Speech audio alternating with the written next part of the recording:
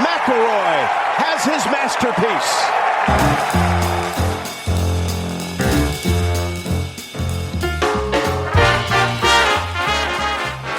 It's the day after the day, and I have just one question for everybody listening. Have you deleted the Masters app off of your mobile cellular telephone device yet? I have not, but I will after I use it for reference points this episode. Ladies and gentlemen, welcome to the fellowship. My name is Adam. I told you so, Hawk. He is Ryan. I will never admit when I am wrong. Engle. What? Despite our polar opposite feelings about one Rory Daniel McIlroy, Engle and I and all of you out in TV land can agree on this. The golf season has officially peaked. The Masters is the high point, and it is all tragically downhill from here. This is what happens when you have Augusta in April and 25 other golf tournaments after. And yes, we do have two majors left to look forward to, the U.S. Open and the British Open. But that's it. That is it. Yeah, the golf season's the pro golf season. It needs a little retooling. It's what we like to call in the business, Adam. Needs a little wrench. It needs a little tune-up. It's already wraparound. Why don't you just wrap it around in the right direction? We just peaked. Make that the end. Fuck, it's not rocket science. Ryan J. Engle in 10 words or less, because we have a lot to get to. How are you doing today? Tired. There's 2 words. A little stressed. 4. Taking it 5, one 6, step 7, at 8, a time. 9, 10. Oh, good job. On behalf of my co-host, we promise that this is not going to be some golf dork podcast. Yes, we will break down the Masters. But this is not no laying up. We're not going to get our faces obnoxiously close to a webcam and do 3 hours on the legacy of Rory McIlroy. I really like the way they put the umbrellas out this year. And this is not the Duffer McShankers podcast where they listen to the No Laying Up podcast and then rip it off completely front to back. Busted. Ryan Engle made me a fucking breakfast burrito. This is the fellowship. We do life and a little bit of golf, and not always in that order, but it is the day after the Masters, and we love the Masters, and something very, very historical happened yesterday, so we are going to talk about it, and we are going to do that right now. If you are like my wife and you cannot stand the golf talk, we invite you to smash that 10-second skip button until your screen breaks, but if you are hanging around, as Evan Lovett would say, let's get into it. Quick, rapid-fire tone setter questionnaire to get started, just so everyone can get an idea of our 2025 Masters experience. You ready? Ready. How many days of Masters coverage did you watch? Just the normal tournament. No par 3 contest, no cheese dick montages or anything like that. Just watch the coverage. 4 days. Yep. Okay, you killed my second question, which is, did you watch the par 3 contest? Absolutely not. I don't need to watch some kid stepping in people's lines and raking putts in. I have kids. I share those moments. I don't need them manufactured for me. People have always said you don't want to win the par 3 contest. I'm going to take it a step further and say you don't want to watch the par 3 contest. Yeah. I feel bad for those people who are all like hanging around, and it seems like every green's a bowl, so everyone's just on this like grass hill. It looks like a 70s like Grateful Dead concert. They're on this like incline sitting there in like soggy grass, and you're like, yeah, I'm having fun, like, because the Masters tells me this is cool, but it's not really that great. Did you have any pimento cheese this past week? Did not. Full disclosure, I think collectively I'll group you into this. I would say our Masters magic or hype or just aloha was a little low tide this year. We didn't order the Taste of the Masters. We didn't have a party here. I've realized now that it's over that this was the first year that I didn't truly, totally geek out on this thing. Sunday, big day, right?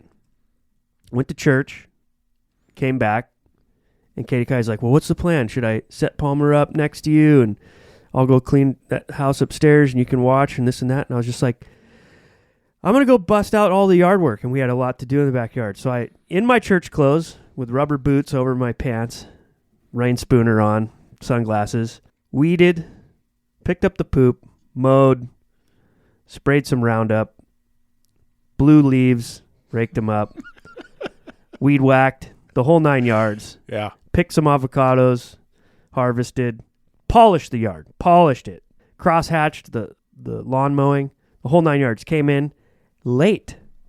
Didn't turn on the tube until 12:28. I missed Rory's double on one. What I'm getting at here, folks, is that I still love it. I still believe it's the best tournament on earth, but I'm just not like getting up at 6 and watching everyone who's not going to make the cut go around Amen Corner anymore. Yeah. I enjoy it, but you said it best on our group Slack yesterday. It's Sunday, the back nine. That's the tournament. I think Saturday's fun to watch because these guys know that there's going to be favorable pins and they have to make some birdies. So there's like a little bit of pressure in that regard. But other than that, it's like who's going to choke and who's going to step up to the plate and who's going to make some ballsy putts back nine. So Right. That's the tournament. A couple of things that made me laugh in your answer. One, I preface this entire segment as being a Speed thing, yeah. I know. rapid fire. Yeah, I do. I play with my own deck of hands. Can we get some coffee going? I'm dying over here. deck of hands. Deck of cards, hands. Is the Don't show your hands if you're playing with your own deck of cards.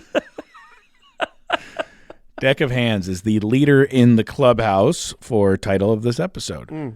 So I enjoyed that. I asked you in a rapid fire segment if you had any pimento cheese, and then we got the entire yard work breakdown. Yeah. And then when the tournament starts, the back nine on Sunday, fantastic. But I was also reminded because you said I'm past the point of wanting to wake up at 6 in the morning and watch these guys faff about and not make the cut.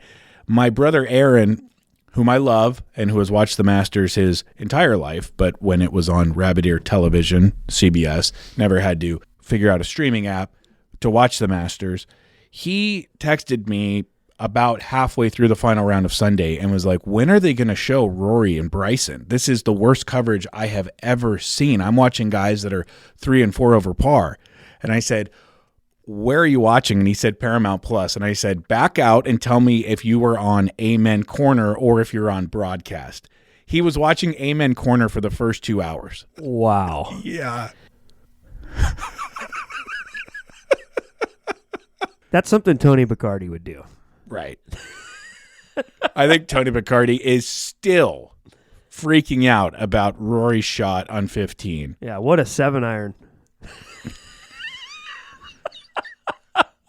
The shot heard round the world. A hook 7-iron. He missed the putt. Right. He missed the putt. That shot will be just the same as Mickelson's 6-iron from the Pine Straw. It'll live for a few years in the instant replay world, and then it'll slowly fucking sail off into the sunset. Yeah. When was the last time you saw Phil's 6-iron from the Pine Straw? Been a minute, but I wonder if that's because Phil has fallen out of popularity. I think with the Rory shot on 15, they're going to have to figure out what to do with that shot because they can't show the putt afterwards because he gagged it. He gagged a lot. He did. And we'll get to that. Yeah. So you didn't watch the par 3 contest. You didn't have any pimento cheese. I did. There was a contest at the SCGA. There is every year. People entered. They make their take on the pimento cheese sandwich. There were 4 contestants this year. Their take. Well, no one has the recipe. What? No one has Augusta's recipe. It's out there. Oh, is it? Uh-huh. I have it on my phone. You just got to dig a little harder than that. Well, but I wouldn't. You know what I mean? That'll be edited out. All of that. But it's always nice and it's a treat to go into work and then have a pimento cheese challenge and to be a judge in it. And that was great. So I did get my pimento cheese fix. Did your wife watch any of the Masters with you? Barely. Right. Maybe just a couple looks up on Sunday. That was about it. While scrolling her phone? No, she was working on the computer. Okay. My wife was scrolling her phone and a couple of looks up on Sunday because she had watched the first 3 episodes of Full Swing and the first 2 seasons. She became pretty interested when Rory had a chance to win, and I told her he will miss this putt on 18. And you had texted the group chat as well. This will be the most Rory miss of all time. He didn't even hit the hole. No. And the one he made to win that he hit to like a foot and a half. Side door deli. Side door deli, dude. Yep. That thing wanted left so bad. And if that would have whooped on the fucking edge and took a right turn towards the fucking, I mean, it's a great thing he's a good ball striker because, man, he was not supposed to win yesterday. We'll get there. Yeah. I don't know if I agree with that, but we'll get there. At any point, did you fall in and out of sleep while watching? No, did not. I did on Friday and Sunday. Well, it was probably easier for you because did you have commentators off? Yes. Were you going natural sound? Of course. I would have fell asleep to that too. Natural sound is an option for audio that the Masters.com app gives you. Ryan told me about it last year. It's called natural sound, which is the very polite, truncated way of saying mute Colt Knost. Well, I was going to say, I wish there was a setting where you could still have the commentators off, but take out Colt Knost. I can't believe that Augusta keeps inviting this guy back. They wouldn't let Gary McCord and Johnny Miller announce the Masters, but you let Colt Knost with his pants dragging on the floor fucking call it and just talk about himself the whole time. Guy is the worst, dude. Probably a nice guy. One of the guys, former pro. His show with whatever his name is cool. He's probably interesting in that, arena. Augusta National? No, dude. You suck. You are so painful to listen to. It's just like me. Oh, I was hanging out with him last week. Oh, you should see him. Oh, you don't want to see him in a money game. Oh, yeah, when I was there. It's just like, bro, shut the fuck up. You just talk about yourself the whole time, dude. Right. And do you know what Colt Knost's claim to fame at Augusta National is? What? He turned pro after winning the U.S. Am, thus negating his amateur invite to Augusta, and then never qualified as a pro. What a moron. And that guy's calling? That guy's got headphones and a microphone?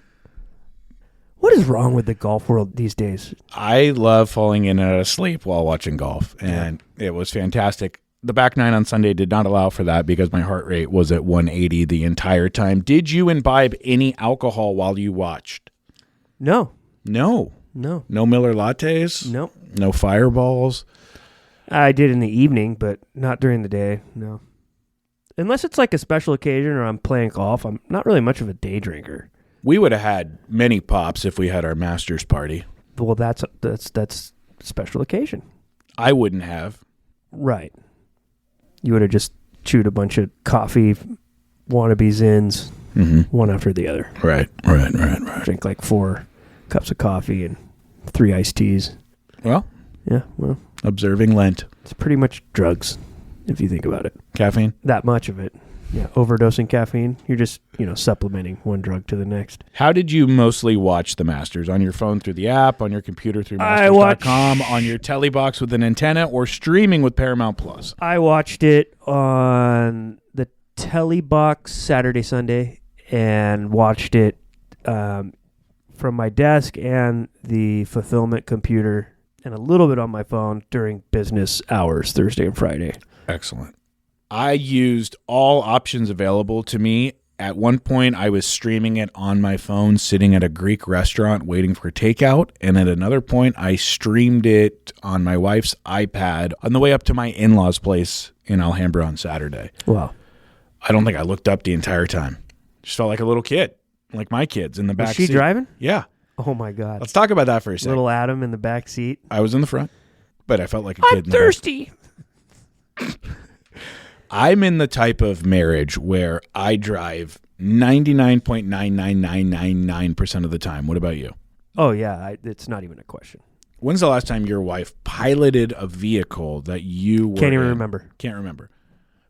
Couldn't tell you. Before Saturday, I couldn't remember either. Yep. And I was honestly scared to ask Saturday afternoon when we were about to get into the coach. I said, do you mind, one, if you drive, and two, if I use your brand new iPad, which she received for Christmas, to stream the Masters? And she said, huh? You want me to drive and you want to use my iPad? And I was like, and I'm going to need to download the Masters app. So can I borrow your face for Face ID real quick? Wow. Yeah. Did you bet on the Masters or enter any pools? I entered a pool with Scott Ackerson, fellow member at Indian Wells, and I went full-on psychopath on my bets. The way their pool works is it's majors only. You got to pick a different 3 for each major. And here's the thing when it comes to betting, and I'll probably get dragged over the coals in the spreadsheet or however they share the results and stuff, because probably in last place, especially since Ludwig was one of my guys and he absolutely fucking called an Uber on 18 fairway. But you look at a situation like that and you're like, okay, everyone's going to pick this guy and this guy and this guy, and those are technically good picks. But to win the most money is to come in with the long shot. So I bet to win, and I made some atrocious bets. I did the same for the other ones. And then for the British Open, I picked all European guys. So it's like my picks were very different than the majority of the field, because the majority of the field is picking pretty much the same guys for each event. And so they're all just fighting for a point or two. Whereas if I came in, it'd be like runaway victory, you know? So I'm either getting first or fucking last. Scotty already texted me and was just like, what are you doing? And I was just like, I'm trying to fucking win. You know? Like, here's your $100. I'm considering this gone. You've seen me bet in a casino. Oh, yeah. I play to win, and if I lose, I walk the fuck out of there. I'm a part of one pool. I ignored 17 other emails in my inbox inviting me to 17 other pools. Guys, we get it. You have a Masters pool. So does everybody. It's like a podcast. It's like a March Madness bracket. It's like a fantasy football team. It's like kids. We all have them. Nobody wants to hear about yours. Yeah. Here we go. We're about to dive into it. The rapid fire segment is over. Boy, that was rapid, wasn't it? Yeah. You really know how to make your point quickly. They call me a broadcaster now. Yeah. A lot of people are saying. You can stretch out your legs on this one. Yeah. Okay. There we go. On a scale from 0 to 10, 0 being the worst thing ever and 10 being euphoria, rate this year's Masters holistically, taking into account the broadcast, the tournament, the champion, everything about the Masters. And you can use decimals, 0 to 10. 8.1. 8.1? Mm-hmm. That's a B minus. Yeah. Go ahead.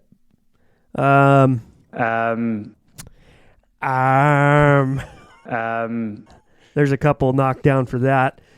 Look, it had everything just absolutely pointing to a unreal seesaw 2-man battle, unbelievable final group rematch in a sense of the U.S. Open, even though they weren't in the same group there. And that fell flat.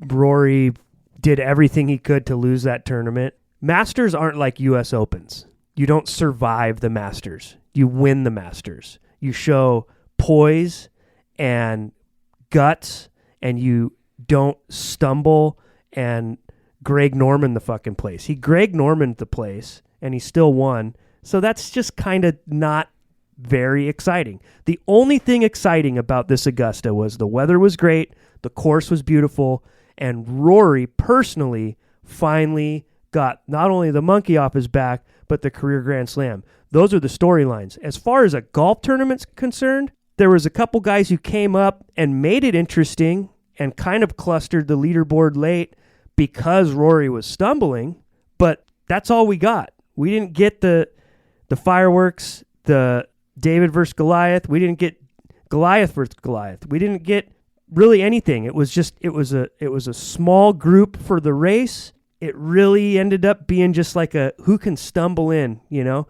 Rose making that putt to get in the playoff was kind of the most exciting thing that happened, because that's just finishing the job and getting into the clubhouse, and everything else is, I don't know. It's it looked like it was going to fall flat when Rory was way out in front, and the back nine of the Augusta delivered like it always does in kind of leveling the field and making it interesting. But, I mean, you look at past great Masters finishes, that's definitely not one of them from a golf standpoint. So, it just gets knocked down the list a little bit. This is about the Masters. This isn't about Rory McIlroy. And I think Tiger has really tainted the fans' perception on what we're actually watching and rooting for. We're rooting for golf history, for Augusta's history, for the lure of these majors and stuff. It's not about this individual. You got golf history with Rory winning the Grand Slam. I get that. That's the selling point of this thing. You back out of that from a golf tournament standpoint, the competition, it lacked. Just straight up. He, as a ball striker, jumped out in front and then did his Rory stuff and just kind of survived it. It really felt like someone surviving a U.S. Open that really didn't shoot his way to victory. What's funny is I'm going to play a clip later on in the show where Rory says in the press conference, this felt like a U.S. Open more than a Masters. Yeah, because he was fucking up. Also, that course, according to everybody, was faster and firmer than it has been in a decade. Okay. Maybe. Really? I mean, it's the same for everyone. I think what we're seeing right now is that if Scotty's game isn't in the B+ category, we're watching a bunch of guys that aren't as good as him kind of wait their turn to win. And I think collectively in the professional game, the field is stronger in the sense that the average player is better, but there's just a lot of above average players and there's not a lot of great players anymore. And I think that's showing in all of these tournaments. It's coming down to it, and Tiger ruined it for us. We're waiting for someone to be great and be exceptional. Scotty's the only guy. I mean, look, Rory hits it unbelievable. The guy's swing and how far he hits it, it's fucking incredible. And then he still can't fucking polish it off. Come on, Justin Rose didn't deserve to be there in the end either. You know what I mean? These guys were all stumbling to the finish line. Nobody looked like a poised, classic Masters champion. Sergio had his year, whether you like the guy or not. Just played solid, played smart, stood over those putts, made them. You can just hear the Augusta claps. You know what I mean? This wasn't an Augusta clap. This was all for Rory. Good for him. He deserves it. He's an all-time great. I don't like the guy. Clearly, I'm not a fan of him. He can swing it like no one else can, for sure. But, he's a sourpuss, and he can't putt. And when it doesn't go his way, he slams his trunk and fucking stiffs kids reaching out for high fives. I don't like the guy. You know what I mean? Yeah, we know. But when he's good, we know. When he's good, he's out there crying, he's having an emotional thing. It's great. That was cool. But that's why I'm taking the Masters down to an 8.1. Okay. Because it missed classic Masters victory. In defense of Justin Rose, very briefly, he did shoot a Sunday 66. Mm-hmm. So he did deserve to be in. Oh, no, he deserved, but you know what That playoff should have never happened. That's what I'm saying. Yes. Okay. That's my point. I give it a 9.2. The course looked great. You're such a fanboy, dude. 9.2? I'm about to tell you why it should have been a 10 and wasn't. I'm about to keep it real. 9.2? I could think of 10 Masters that were better than that one. I give it a 9.2.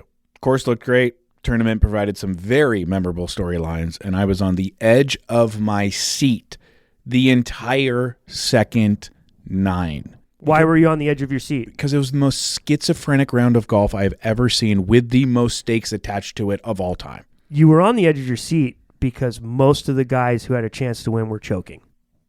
That's what was exciting about this Masters, and that's why it wasn't as good as past Masters. This is clearly a Masters and a Masters champion that we are never going to forget.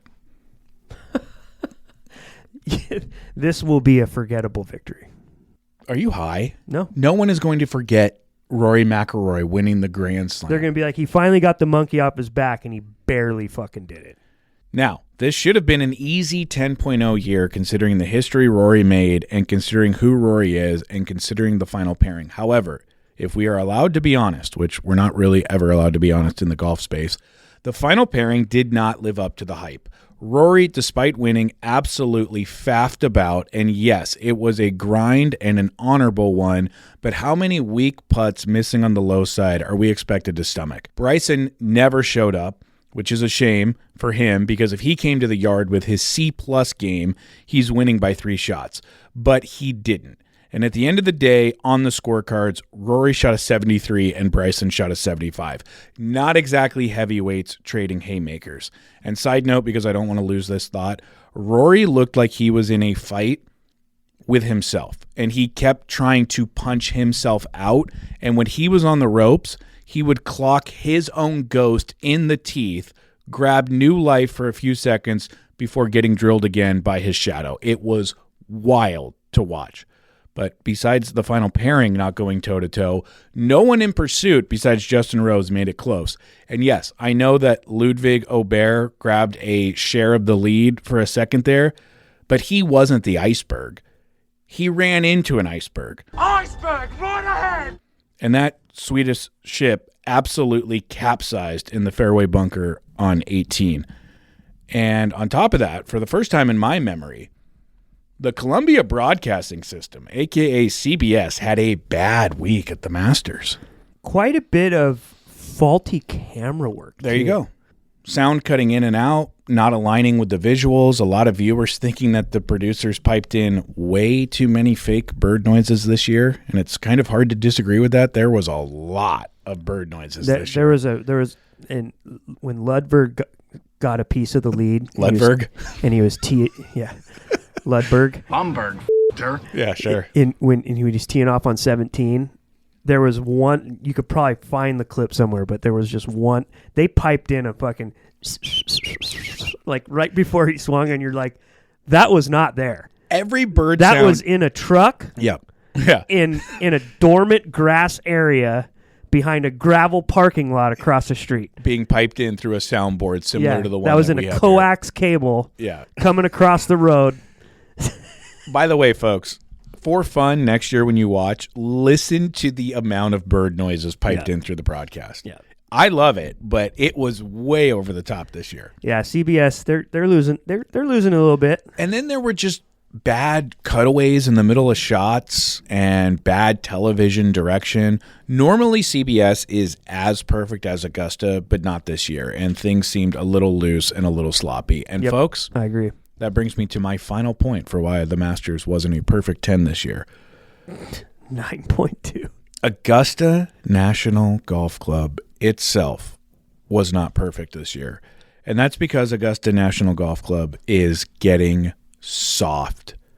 It really is. It's hard to articulate this point well because it's on a lot of feel, but this current membership is letting its guard down, and I don't like it. Augusta National, in my mind, should be a little bit like Oz. There should be some mystery and some smoke and mirrors. And I am very much here for the illusion and the exclusivity and feeling like I am felony trespassing just by watching on television 3,000 miles away. Right now, there is too much zaniness going on. You've got a bunch of knobs wearing skip it hats. You've got social media content creators doing skits by the payphones and inside the merchandise shop, places we have never seen before on video. Marty Smith wearing a suit with no-show socks and Jordans while on property doing TV. Golf.com posting a bunch of behind-the-scenes stories that no one should know because they were once carefully guarded secrets. It's almost like Augusta National is getting caught up in the day and age in which we're living, and they're starting to play along instead of holding strong. This is a golf club that will kick you out for wearing shorts, which we love. But it's also a golf club that allowed the YouTube channel Dude Perfect on property to play foot golf. This is a golf club that for 10 years wouldn't let EA Sports digitize Augusta National for the Tiger Woods video games, but then hosted an Xbox tournament in their clubhouse in 2023. Yeah. I'm telling you, it's getting soft. They're pulling the curtain back, and they're letting more slide than ever before. Live Golf is using its players as human billboards on Augusta National's property, and if Sergio Garcia's ketchup and neon mustard ensemble wasn't enough to put an end to that, I don't know what will be. It's just so loose and out of pocket for Augusta National to be cool with that. That would be like XFL players wearing their stupid clip art team apparel to the Pro Football Hall of Fame in Canton. This is golf's biggest and most beautiful stage, and we all have to watch a low-rent Live commercial all week long.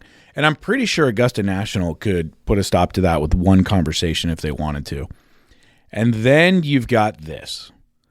Jordan Spieth saying this after his round on Saturday. Be brutally honest with you, it was primarily mud balls. And it's just so frustrating because you can't talk about them here. You're not supposed to talk about them. I mean, mud balls can affect this tournament significantly. And, you know, they've done a better job. There's like less than normal, but, you know, I mean, I still had them today on those holes too. I had them yesterday on those holes. But I'm expecting it a lot out here. Look, it's mowed into the grain. The ball's digging in on every shot. Every person's having to deal with it, but the fact that you're not supposed to talk about it is a bit frustrating because it is a difference maker. It can be a difference maker in scores on some holes.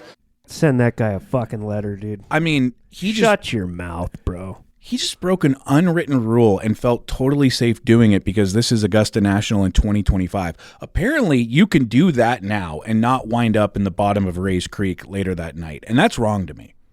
It's funny how the term and the idea of exclusivity has been so demonized when it's so common for all these people to complain and put themselves ahead of the rest. You know, it's just like me first. My opinion matters most. Listen to this complaint. I don't care. I'm right. Shut up, dude. Play better. Right. And don't go talking about Augusta National to the public, especially when you know you're not supposed to do that. Yeah, good luck in the offseason calling in and being like, hey, can I get around it? Oh, sorry, we're punching today. Yeah. A little muddy out here for you, Jordan. Yeah. Augusta National should always feel like equal parts dangerous secret society, absolute golf heaven, and the Church of Scientology. The secret society part is the exclusive part that enforces rules and makes people disappear if they step out of line. The golf heaven part is a golf property that you would imagine in the afterlife. And the Scientology part is the weird cult that you're scared to talk remotely bad about in public because your career will be ruined and your life might be ended if you don't toe the company line. They've got the golf heaven part down. They're slipping on everything else. Players, media, fans should all be a little scared of Augusta National, and I don't think anyone is scared right now. I'm about to say something that could offend a lot of people listening. This could haunt me forever if taken out of context, but here we go. Augusta National this year was more Waste Management Open than Secret Society. I'm not saying it's the Waste Management Open. It's not even close. All I'm saying is that it's closer to that than being the Skulls. Yeah.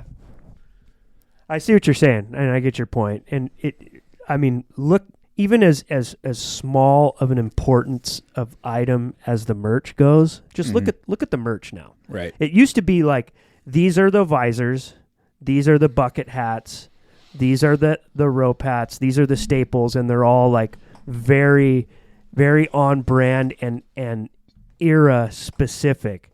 And now it's like they've got the Bob Does Sports version of the rope hat, which is like curved bill and all just big and made out of polyester, and just it's got the braided tiny rope. It's just this modern, just like atrocious version of a classic fucking lid. And then they've got these other different bucket hats, and then the words written upside down, and then like the catchphrases and all this stuff. And it's just like, just stop, dude. Keep it classy, keep it traditional, that's why everyone likes this tournament so much, because it's the last tournament that does that. 100%. Why fucking change that? It's so stupid.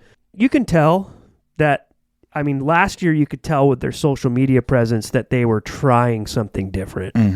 I hope to God they don't keep trying, because it's just, what are we going to have left in the future? Once it goes, it's gone. Yep. And I just don't agree with the idea that all things exclusive are bad. If there was no gate to be kept and everyone could go in, it would never feel special. What I love most about Augusta's gatekeeping is that I'm never going to be allowed in there. Yeah. That's part of the allure to me, is seeing something that I know I will never, ever see in real life. Right. That's what's cool. But I'm seeing too much of it now from too many people being too zany about it. I mean, folks, we had an amateur openly admit to whipping his crank out to chuck a yiss in Rays Creek in front of the patrons, and then he said he would do it again. How was that guy with his upside-down letter hat and his indecently exposed crank allowed to be in the state of Georgia the next day, let alone show up and play the second round? And what low-rent school do you think this psychopath goes to? Arizona. You already know. Arizona State University. Yeah. I saw him on day one with his Sun Devils hat where the words are upside down in an arc. That's a cool look.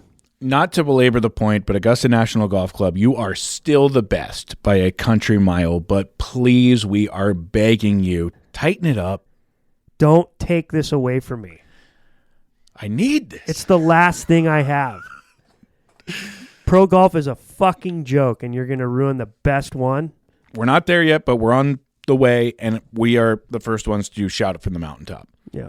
Rory McIlroy, before we talk about his life-changing victory, let's spend just 1 minute, and I mean it, it's only 1 minute, listening to Ryan Engle's prediction from last week. Rory McIlroy. This guy's never going to win it. One thing's for sure. We will witness another heartbreak, and there'll be some entertainment in watching him go through that heartbreak with all his huffy-puffy, thinks he deserves it type of mentality. Well, everyone else has said I'm going to get the Grand Slam. Jack said he's just waiting for me to win this one. It's clear to me that this guy just is great for sure, but he kind of, there's an entitlement with Rory. It looks like he's out there and he thinks he fucking deserves it. You don't deserve shit. You got to earn it, pal. You were supposed to be one of the greatest of all time. You were great, but you fell short. And that's the brutal, honest truth. Still a great player. But when it doesn't go his way, throwing clubs, slamming them into the tee boxes, huffy-puffy, leaving the media room. You're number 2 in the world, and you're not going to answer a question at the U.S. Open, at Pinehurst. Get off my fucking lawn. Rory McIlroy is such a baby. And I don't think babies win Augusta, except for Sergio Garcia. You look at the Champions Dinner, and you're like, well, there's like 3 or 4 guys that shouldn't be there. But it is what it is. It happens. They have to honor it. And I'm just here to say that I don't think Rory's ever getting to that dinner. Word on the street, Rory McIlroy is serving crow sandwich as his main entree at next year's Champions Dinner, and you are invited. Now, here's what I am most excited about today. How are you going to spin this as anything other than you being loud wrong? I cannot wait for this spin cycle. Yeah, well, here you can have it. The first sentence of that soundbite, right? I said that Rory will never win the Masters. And you could argue that he didn't win yesterday. He survived it. Look, here's the truth. That ball on 11, when he started hitting it squarely off the tee, and you're coming down the stretch, and if you have that kind of a lead, I mean, what would Tiger have done? He would have just played poised, position, Augusta National Sunday golf, right? The same Tiger that ruined the Masters. Give me a break. I'm talking about what a Augusta champion looks like when all of the eggs are in your basket, how you're supposed to play. And he starts hitting it left and right.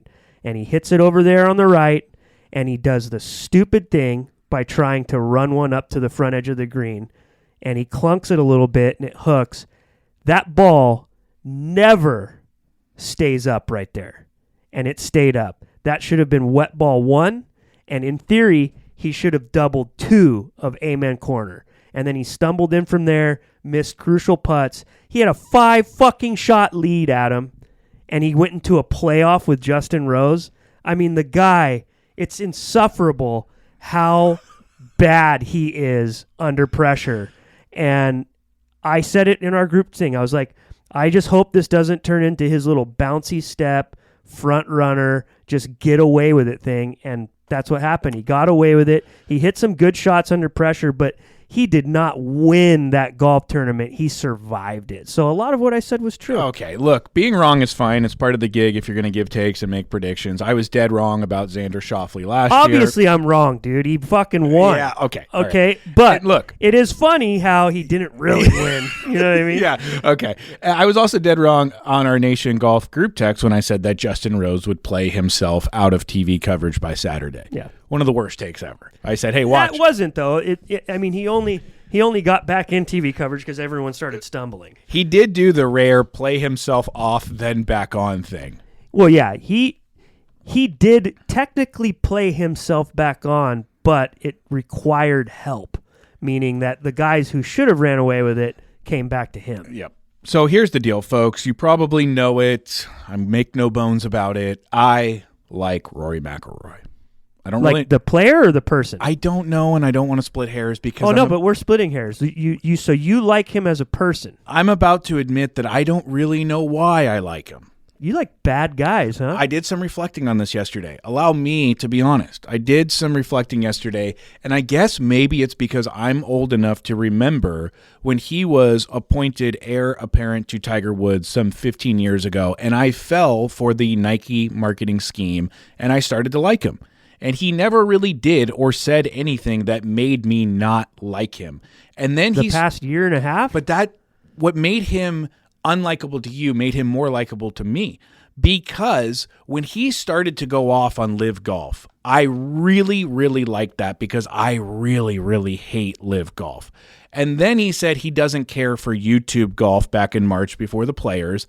And I really like that too because I think it takes balls to tell a million good dorks and a million Bob Does Sports subscribers and a million Brian Bros weirdos that you would rather watch real golf than fake golf right before you go out and win the Players Championship for the second time.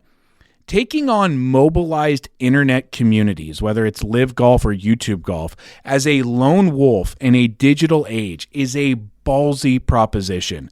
Engle, you know this better than anyone. Golf Instagram is so afraid to not like something and to have a real opinion and to tell the truth because our whole ecosystem runs on everybody liking you. So what do we have in our space? We have the fakest corner of the internet in the entire internet. And Rory just comes out and says, cool story, guys. I play real golf. I like that because he didn't have to say that. That is an unsafe thing to say in the internet, digitalized, mobilized community age. On the flip side, I get why people like you don't like him. He has a poopy diaper, a loud, entitled mouth, and he has underachieved given his talent level. But man, there is not a simulation of this universe where Justin Rose needs to win the Masters at the expense of Rory McIlroy overcoming 11 years of demons and making golf history. I said it to so many people watching this weekend. No one in the world wants anything in the world as bad as Rory McIlroy wants to win the Masters.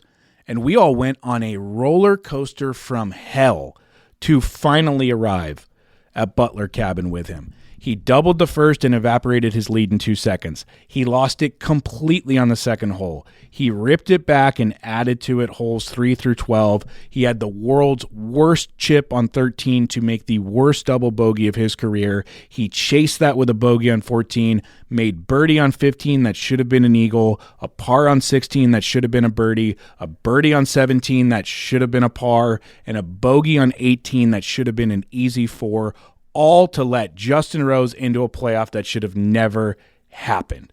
He was in a boxing match with the best and worst versions of himself, and he was fighting to a 12-round draw.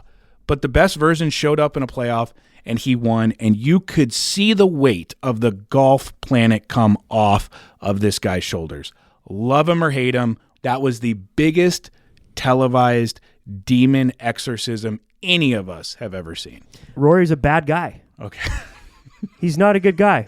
He stiffed Arnold Palmer while he was still alive. He stiffed his invitation to Bay Hill year after year after year. Letters to him asking him to come play his tournament. For what? To take a paycheck in Dubai. To get an appearance fee to play over there. Chose money. But then he spends a whole year ripping the live guys after he's already got $1 billion in the bank. And then when he finally does come to play Arnold's tournament, what does he do? Throws his 3-iron in the lake because he hit a bad shot. What did he do in Pinehurst when he coughed up the putt in front of everybody? Slammed his trunk, didn't sign an autograph. And I saw a lot of that same action over this last weekend. You got Bryson walking by, high-fiving everybody, and Rory goes out of his way to not high-five people. Oh, my gosh. It's true. He's just not a great guy. You can't just be a good winner. You have to be a good loser. And this is my point. This is why I don't like Tiger Woods either. When you become one of the game's greats, and that's what Rory and Tiger are, with that comes a responsibility. You have to be a steward of the game. You have to be a gentleman. You have to be as good of a loser as you are a winner. And both those guys are horrible losers. And that's why I don't like them.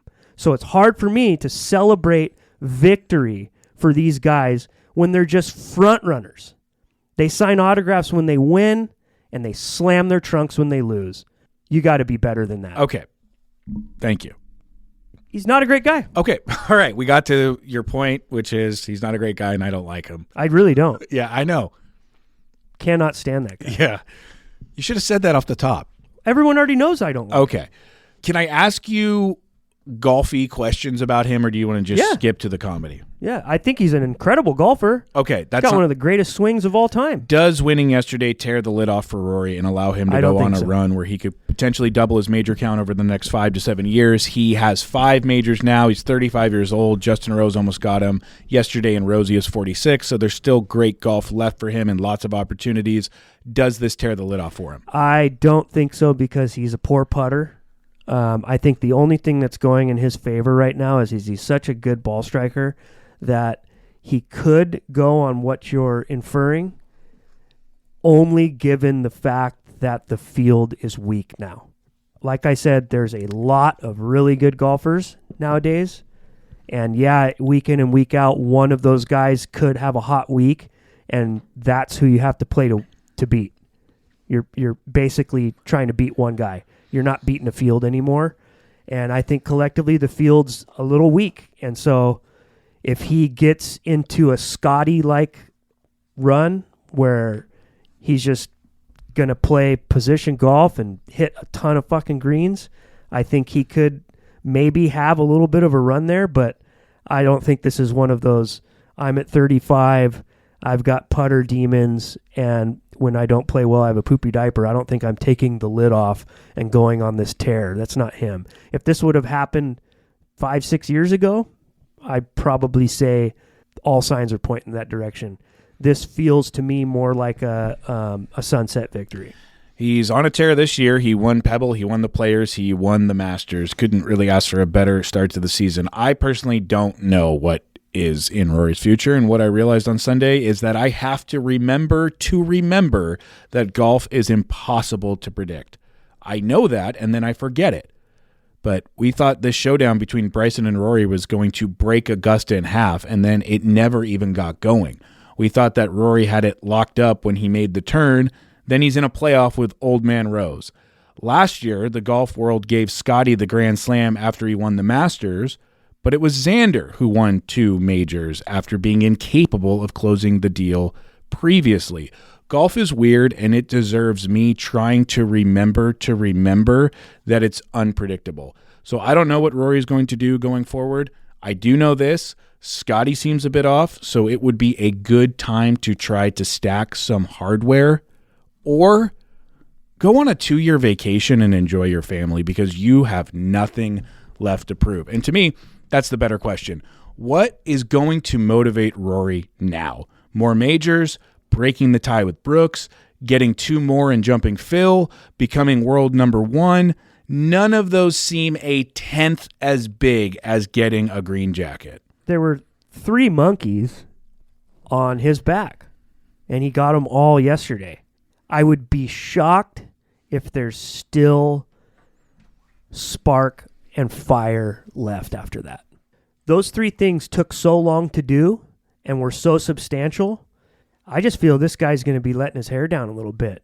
And you know what? I hope that this helps change him for the better. I hope he does become a better steward of the game, get in line with what it's like to be an all-time great. You look how all those that came before him in that category, how they carried themselves through the twilights of their career. I would love to see both him and Tiger do that a little more. But I've yet to see that.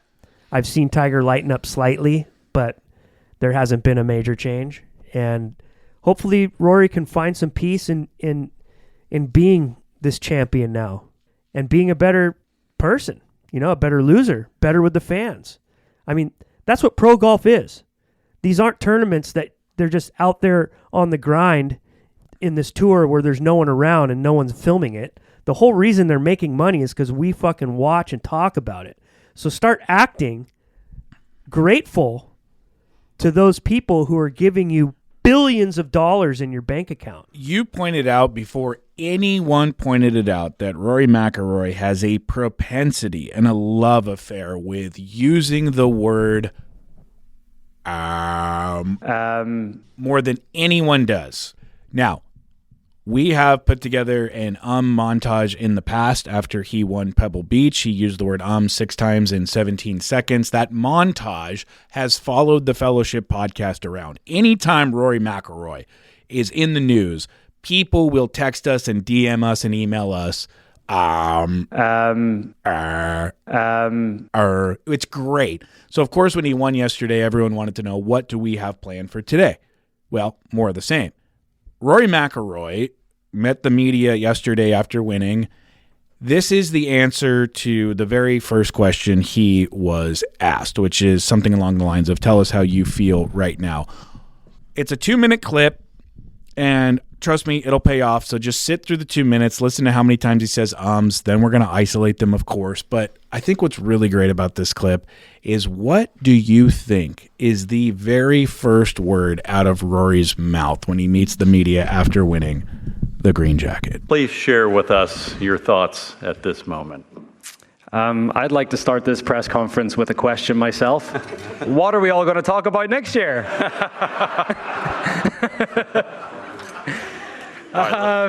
It's a dream come true. I've dreamt about that moment for as long as I can remember. I mentioned it out in the prize ceremony, but watching Tiger here in 1997 do what he did and winning his first green jacket, I think that inspired so many of my generation to want to emulate what he did. And there were points in my career where I didn't know if I would have this nice garment over my shoulders, but I didn't make it easy today. I certainly didn't make it easy. I was nervous. It was one of the toughest days I've ever had on the golf course. In a funny way, I feel like the double bogey at the first sort of settled my nerves. And it's funny, walking to the second tee, the first thing that popped into my head was John Rahm a couple of years ago making double and going on to win. So, at least my mind was in the right place and was at least thinking positively about it. But just a complete roller coaster of a day. It was very tricky out there. It almost felt more like a US Open than a Masters at some points, just with how firm and fast the greens got. But just really proud of how I bounced back from from the double on 1, from the double on 13. I don't know if any Masters champions had 4 doubles during the week, but maybe I'm the first. But yeah, just a complete roller coaster of emotions today, and honestly, what came out of me on the last green there in the playoff was, at least 11 years, if not 14 years of pent up emotion. That was painful, wasn't it? Was that not painful? Now, folks, of course, you are going to want to know, what did that first 2-minute and 20-second answer sound like with nothing but ums?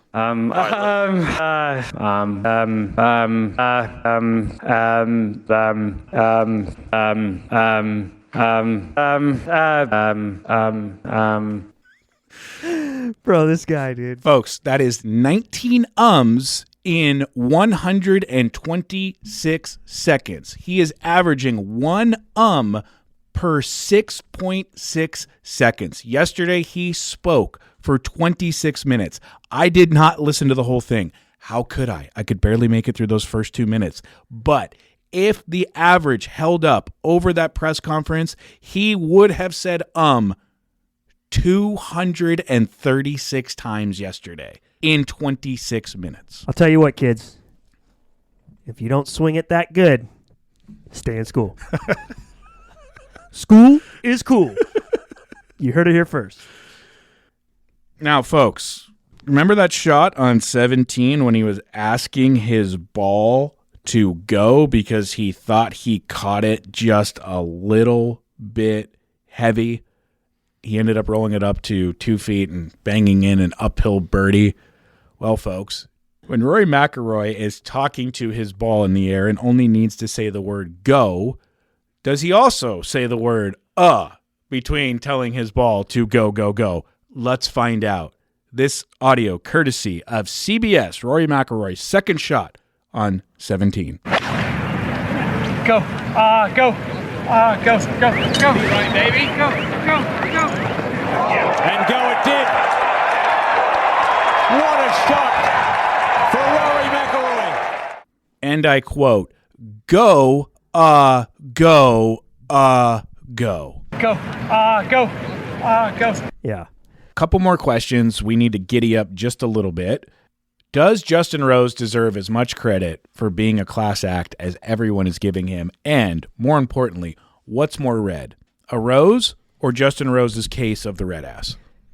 Look, I love that he had a great final moment after play.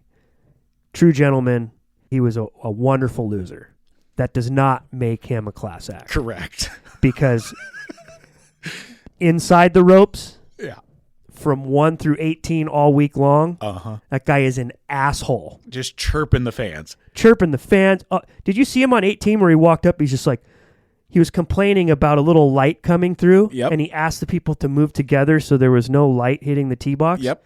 Shut the fuck up. And this is after Justin Rose spent 72 holes and 270-something shots telling the crowd to shut up the entire weekend. If you were watching and you could hear Justin Rose next to the microphones, every hole he was leaning into the gallery and saying, if everyone could just be quiet, please. Quiet. Yes, quiet now. Thank you. Quiet. He was like, come on, bro. Why are you moving? Yeah. You got to stop moving over there, bro. Pros are supposed to have tunnel vision. Yeah. They are not supposed to deal with that until after shots are hit and they're strolling to the next hole or to the next shot. That's when you interact with the fans. Justin Rose could hear a mosquito taking a piss. Yeah, he is such an asshole. And he would let the mosquito know about it. That's what we were saying in our group text. I was just like, this is crazy. You have the biggest prick on earth in the lead trying to get this done, and everyone's rooting for him, and then who's coming up the rear to try and get in this playoff and force this thing? The second biggest prick on earth. Those two guys are just, they're mean to dogs, they don't like children, and they probably talk down to their wives. Just saying. I'm not going to go as far as you did on those assumptions. However, I'm just teasing, but I- inside the ropes as golfers, they are the whiniest fucking guys. I do love Justin Rose because he is who he is. He's the guy that when some preppy kid gets pulled over and says, "Do you know who my dad is?" to a cop, Justin Rose is that kid's dad. Justin Rose benefits from one thing in life and one thing only. His accent? His accent. Yeah.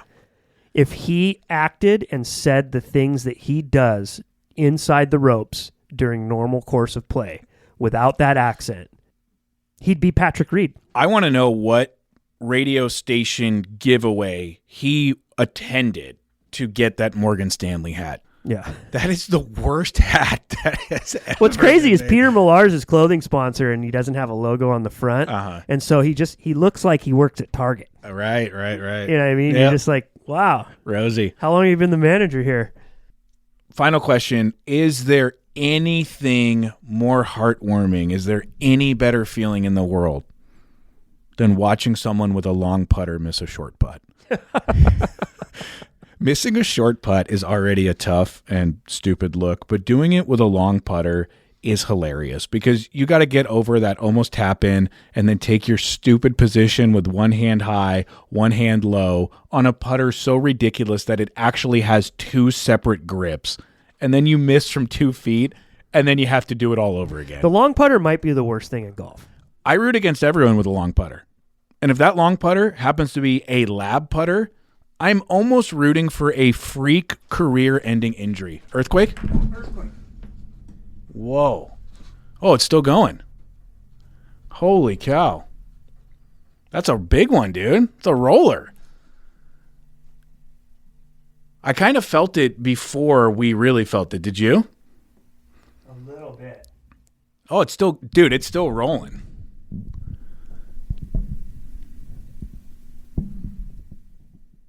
I think God was angry because that ball should have went in the water on 11.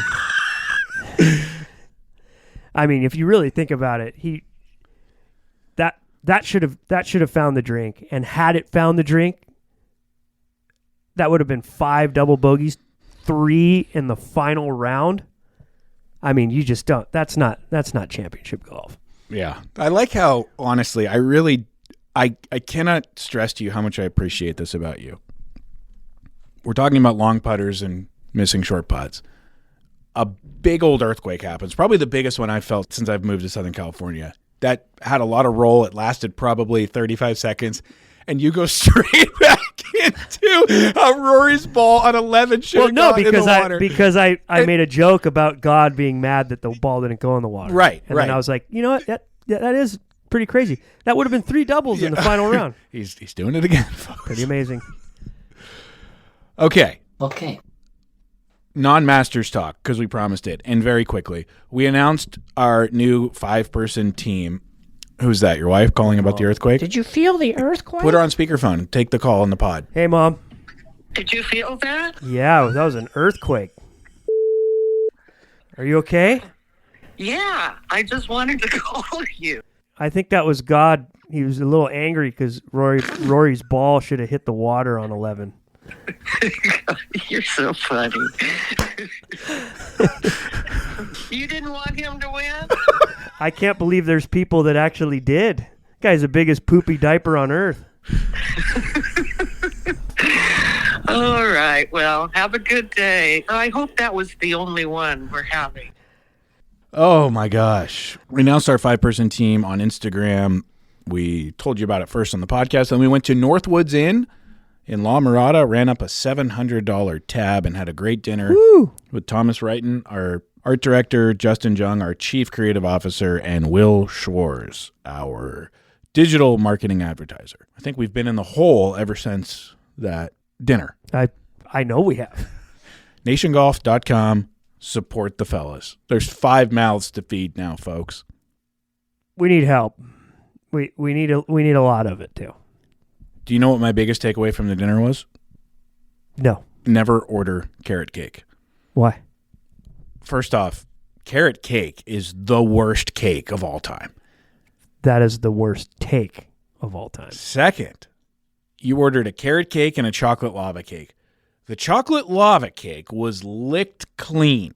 the carrot cake. Hey, Hey. did you feel that earthquake? Yeah. Gnarly. I was driving, and then I got a notification on my phone, and I was like, what? And I looked at the building next to me, and it was like the Matrix. No way.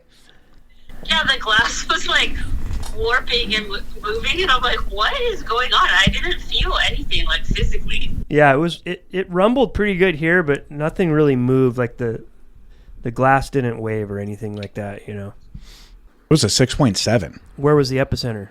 3 miles north of San Diego County, so really close to us. Wow. Yeah, 6.7, like 3 miles north of San Diego. Whoa, that's crazy. I'm kind of bummed I didn't feel it. Gosh dang it, that's so annoying. All right, well, I'm heading into the office. You two dickheads have fun. Okay. Jeez. Okay, bye. How many more earthquake calls are you going to get? Yeah, that's probably the last one. Palmer doesn't have a phone yet. Carrot cake, terrible cake. Terrible take. Terrible cake. Nope. Carrot cake's the bomb, dude. How Especially much- with that cream cheese frosting, if you make it right. There was not a to-go box big enough in Northwoods Inn to get the carrot cake Did out you see the size of the carrot cake she gave us? No one ate it. Yes, they did. No one ate the carrot cake. The lava cake destroyed. No. Who orders carrot cake? Were you mad at us? What are you talking about, dude? Carrot cake rules. YouTube comments. Donald, Kirchhoffer, David Bird, and Vintage Golfwear all said different versions of great to have you guys back. Thank you guys. But Vintage Golfwear's comment about him being excited that we were back stood out because he wrote, quote, so stoked you guys are back listening from Augusta. Our pal Jordan Borad went out to Augusta National. Have we figured out who sent us the care package? Yes, somebody sent it. I got to look it up. Why'd you put me on the spot? Because now I don't have the shout out prepared. It's all good. Talk about Jordan Borad going to Augusta. How did he win the lottery or something? I don't know. Not like the California lottery. I mean like the Augusta National Masters Lottery. Don't know. Cool. You know what I notice when I watch on TV as I'm just sitting in my top dog chair enjoying the Masters and the coverage of watching every important shot is you see all the fans in there and everyone's doing this, trying to see, and even on 18, like half those people in there didn't even see the fucking ball go. Right. You just did a very visual pantomime for a audio audience. I understand that, but I'm having a conversation with you. We're actually having a conversation with...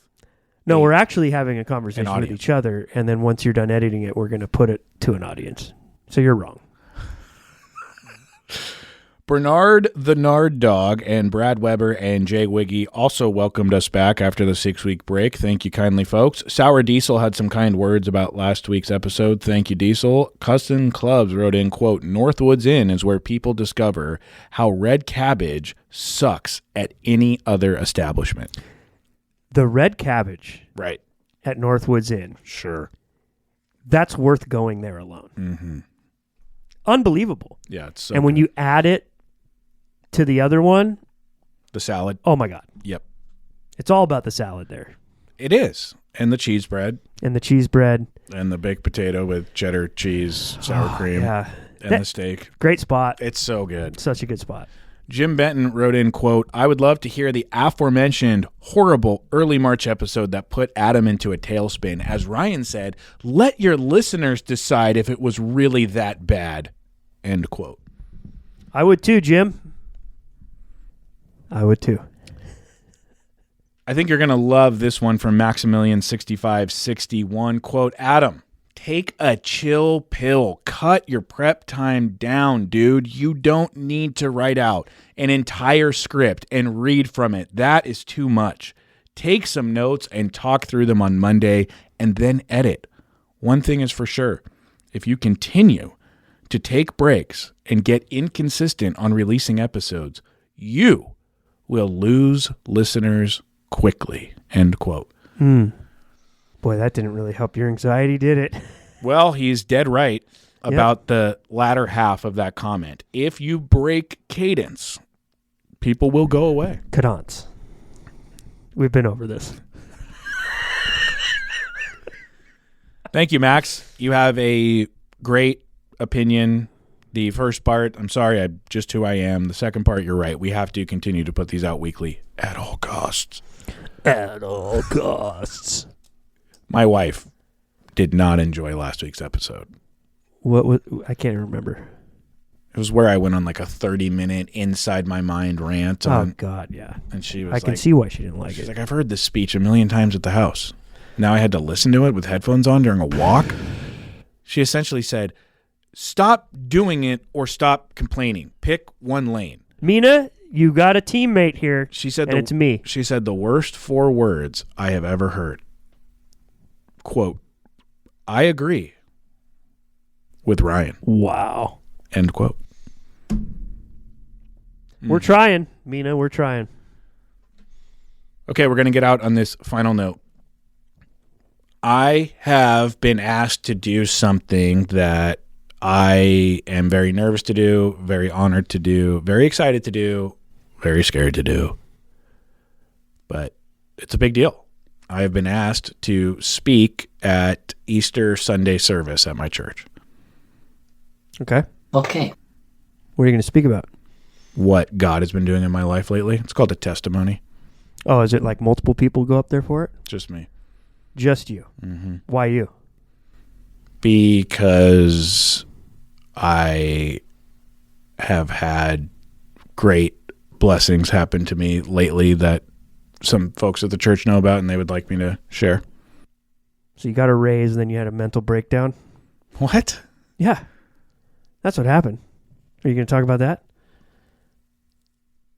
Yeah. Hey, you church. You got your raise. Welcome to Easter. And then you were mad that I didn't give you a celebratory oh my comment gosh. good enough for you. You know what? This whole... And then you got so busy that you had to quit the pod. And after, when you did get the raise, you were like, this is going to be great.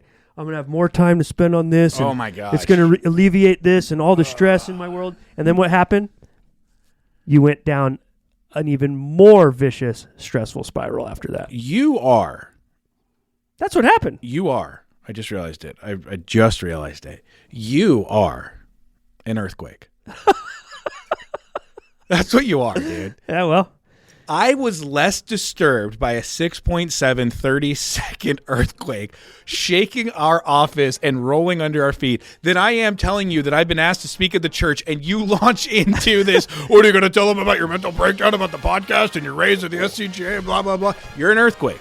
Dude. And on that note, folks. That's exactly what happened. And you got to own it. You got to own the truth, Adam. You got to own the truth. Thank you so much for listening. We will talk Be out to of you pocket later. next Monday. Bye-bye. Go. Go. Go.